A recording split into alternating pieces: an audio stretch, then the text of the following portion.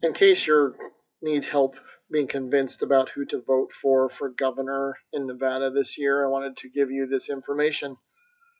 I started here on page 2 to hide my address, but Aaron Ford has shown that he is not interested in being a public servant and looking after the people he is elected to represent.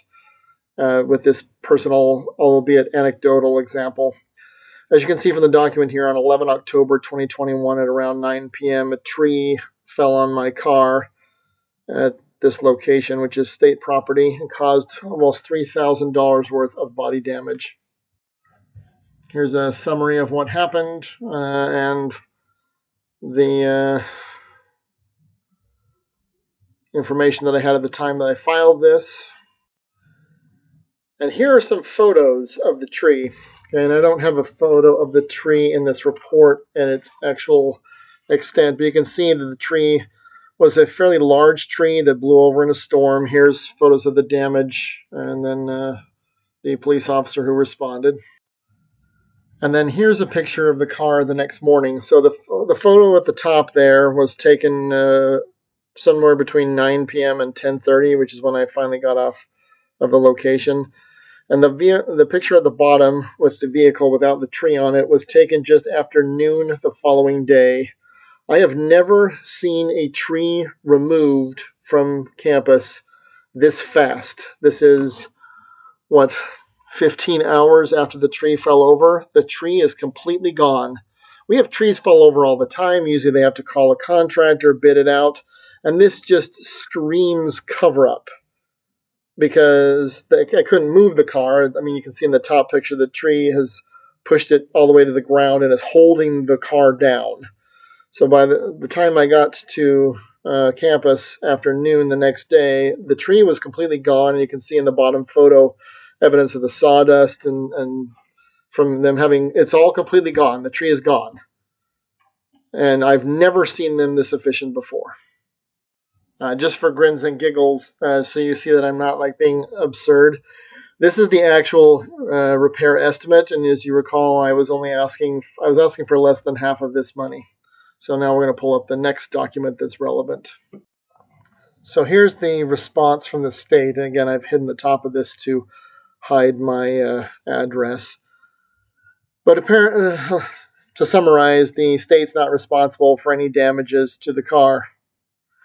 And let's see, they tried to pass it off to the landscaping company, which also shortly after this was no longer the landscaping company. If the state did not have prior knowledge of a hazard, it can't be held liable for damages as long as if the large tree. And so they denied the claim. So I contacted them and said, and they said basically they were, since they're the attorney general, they can decide who brings claims against the state of Nevada in court, and implied that they would simply dismiss the claim. So here's a public servant finding excuses to not be responsible. This is a man who is asking to be responsible for the goodwill and the ultimate financial well-being of every resident of the state of Nevada, who has a demonstrated history and track record of looking for ways to excuse himself from his responsibilities. And granted, this is one of his staffers, but this is the staffer that was tasked with responding to my claim. And a man who is looking for ways to get out of doing his job is not the kind of person who should be elevated to be the governor of any state. Ultimately, these are the people on whom we rely and in whom we place our trust to make our lives easier. And instead, they said, sorry, sucks to be you.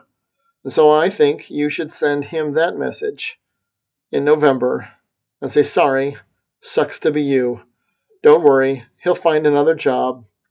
He might actually be appointed to a job here, which would be ironic because he's not qualified for that either. Not just because of his achievements, but because of his attitude. Remember that these are public servants. Do not permit them to act as if they were your masters. Remember, when you exercise your vote in November, that Aaron Ford is no friend of the citizen of this state.